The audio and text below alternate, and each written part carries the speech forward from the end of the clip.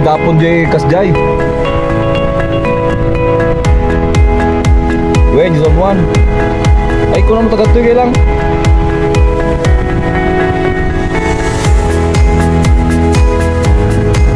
Ha? Ito si Tatang, oh. Lagi kong nadadaanan dito to sa ano, papuntang Kabatakan. Ito naglalakad, nagtitinda ng mga paninda niya. Anya ordeta, nakakuwadetan na overripen. Kitak man? Ito ni dati ko ni tatay, may ano siya na apay dati talikod yung kastan. Hanga natin ko. Diagda, diagda kita naman lagan. Wah, ti trabaho kita naman. Tapi agak lagi ikut maksudnya paginagot na ikut dokter na dyan. Oo. Jay terminal daw agak lagi deh. Oo. Di na pagya't naman lagan. Kita magdato na po ala kay tangan at duro tangan. Ang hanap mo na blog, ito nga kami ta. Wen. Yung mga nasakit. Ano na to? Patigatan na rin pinagawin ko. Lalo sa kanila. Agaw yung makabangon na pati. Wen, ka po magbagna kayo nga naman yung nabannagan. Di kayo pala mag-isa kayo no ka? Ma, po pag-uwan ko pa. Talaga pag-isara ko 2 oras na nila. Wen, garod. Ito hanggang sa Kabatakan East, hanggang doon sa may Nabannagan West. Ilalakad ni tatay yan. Yan nagan yun. Nabike kayo makikita pero di ba nagan nyo? Tinirok pa ako.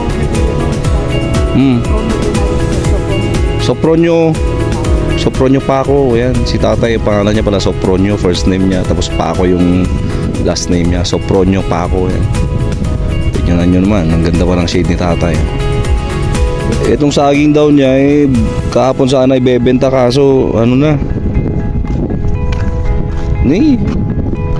no overripe dan. Robert no din para padawat lang tanwan. Yan oh, para padawat ka baga ni tatay mo.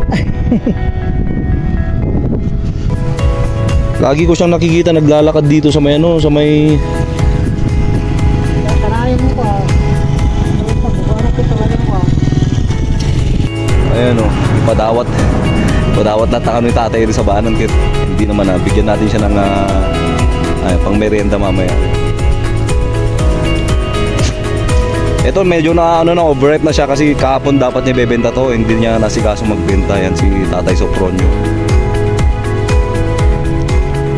Ito guys, yung lagi niyang ano, ito. Ito yung lagi niyang gamit pag nagbebenta siya dito sa may Kabatakan East or papuntang Nabannagan West. Ito. Tawag dito yung asiw na asiwan na lang dito yung ano. Ayan, magkataon naman na may deliver tayo. Sasakay na natin sana siya, kaso nagkakataon na may deliver tayo. Tapos papunta siya ng Nabannagan, papunta naman tayo dito sa Kabatakan, kaya hindi natin siya pwede maisakay.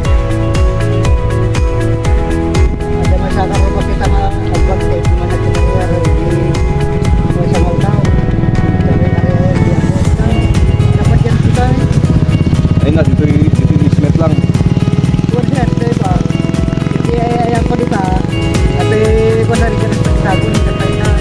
Zone 4. Zone 4 ito karubak kita. De Batalyer. Minta del delibera pinta kasi karota. Di ba kumkomporme di lako yun ng kalatan niya. Sir, no pa.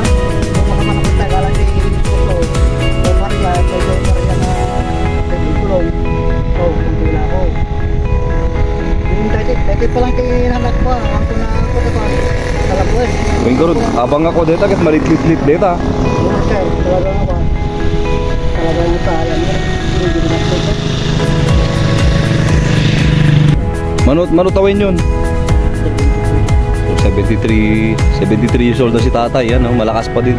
Ito lang, may ano lang siya dito sa may likod niya kasi nagkaroon yata ng foul play nung kasagsagan niyang manguha daw ng mga drift food. Yan. Yung drift food yung para sa mga orchids. Yan, kapitan ng mga orchids. Yan. Medyo daw natamaan tong likod ni tatay, kaya yan kukuba na siyang maglalakad ngayon. Ito binigyan natin si tatay na lang ng pangmerienda yan. Para ano naman sa sagi niya kasi ano na to eh. Pang ano na eh.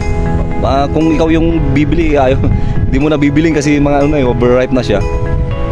Ayan, dapat kung kainin mo agad-agad, busin mo na agad para hindi na siya masira eh. Ayan, dito lang to si tatay. Ayan, dito lang papuntang Kabatakan East to Nabanlagan West. Ayan, naglalakad lang siya. Ayan, tignan nyo naman yung buhay, di ba? Dapat laban lang, di ba, guys?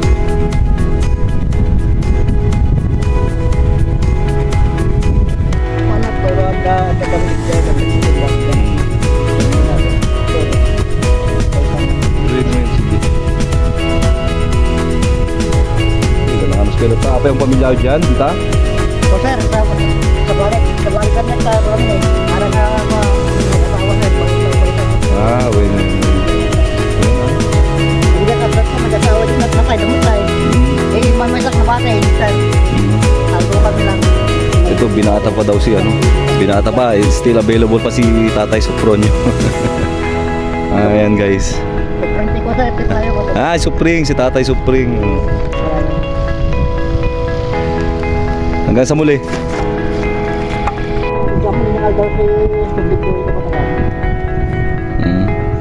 Kaya kasta lang nga talaga, ganos kailangan niya ron, di ba? Nung may tianos o may timay gatang mo timakan, di ba? Habang kapigpigsaan nyo pa lang, di siyempre kayod-kayod lang niya.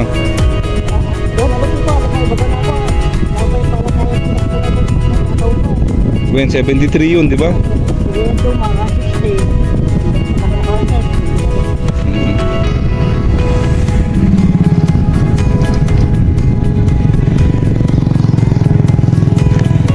Hey, sige, ingat kayo Rod. Paigid kayo lang. Well, sige. Guys, eto si Tatay Supreme. Isang halimbawa. Kahit may kapansanan, lumalaban pa rin sa mga hamon ng buhay. Para lang may magamit sa pang-araw-araw na pangangailangan. Kaya't habang malakas pa tayo at kaya pa, sige lang, kayod lang para sa magandang kinabukasan.